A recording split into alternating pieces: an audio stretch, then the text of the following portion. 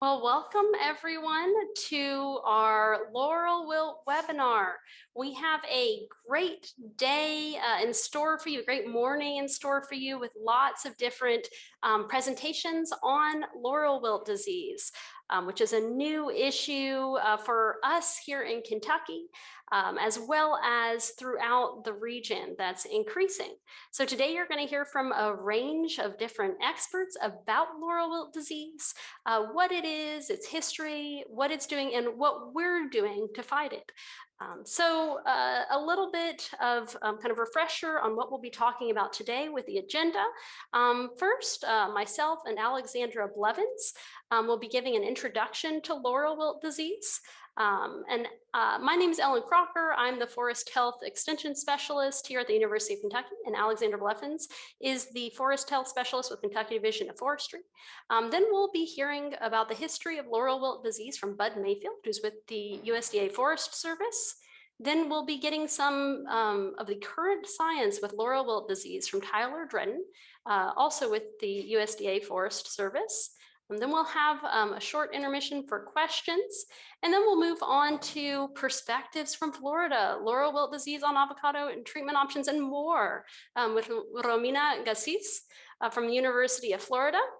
Then we'll hear from Julie Beale at the UK Plant Disease Diagnostic Lab about diagnosing Laurel Wilt disease. And then Jonathan Larson, who's an extension specialist in entomology at University of Kentucky, will talk about other invaders to watch for. We'll have a few minutes for questions, and then we'll talk about how to get involved in some other projects that are looking for your help related to Laurel Wilt disease, as well as a brief discussion of our field day, which is coming up on September 21st in Hopkinsville, Kentucky, where we will go and see some of these issues in person. And I will present to you a survey. We'd love to hear your feedback on this, but also for anybody who wants Kentucky Pesticide Applicators CEUs, that's how we're going to get your CEU information. So just a quick note, thanks to all of our organizers, University of Kentucky, Kentucky Division of Forestry, the Forest Service. We really appreciate the work of everybody who's made this happen. And a big thank you to all of our speakers today. We have speakers coming all the way from Florida, and that's one of the great things about Zoom is that it makes it possible to get all of this expertise together in one virtual room, if not kind of in person. So many thanks to all of you for joining today. So a little bit of background on this meeting format. We are using the Zoom webinar format, so you won't be able to unmute yourself. However, if you have a question, you can put that in the chat. Now, I tend to recommend that you use the Q&A function, which should be in that main bar, if you have questions for presenters. That way we'll be able to look through those and easily read them to those presenters after their session.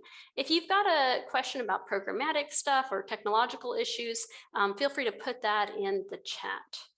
And then for anybody who wants pesticide applicators CEUs, if you're seeking those CEUs, you must complete a survey that is going to be at the end of this conference. I'll give you a link. It'll be a Qualtrics quiz, and that's going to ask you for information related to your license. Now, I hope everyone completes that survey, even if you're not looking for those, but it should take you no more than 5 minutes. And if you have any questions about that, you can reach out to me. With that, I am going to stop my share and invite Alexandra Blevins to join me here for a moment. So we were going to start out this session by showing you a couple of videos that Alexandra and I put together related to Laurel Wilt disease. The first is a brief and very broad overview to what Laurel Wilt disease is. And then the second is a more technical view of this, going out in the field with Alexandra to do some scouting and do some sampling. So hopefully both of these provide you with some good mental images of what Laurel Wilt disease looks like on sassafras and even on spicebush, right? Exactly. Yeah. So Alexandra, I know you spend a lot of time scouting out for both of these. So hopefully for all of those of you who are joining today and haven't seen it in person, this will be a good introduction to what does this look like and what should you be looking for.